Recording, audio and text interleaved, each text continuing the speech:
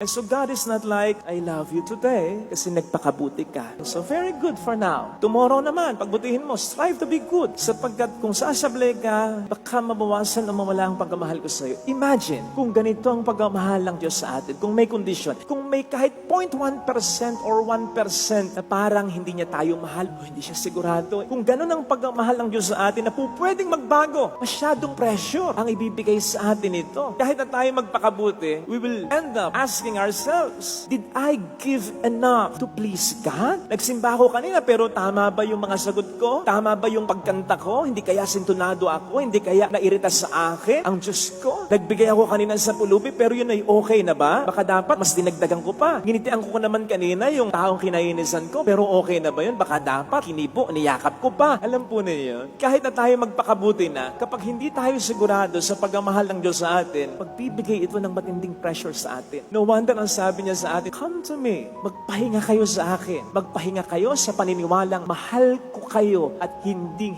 iyon magbabago.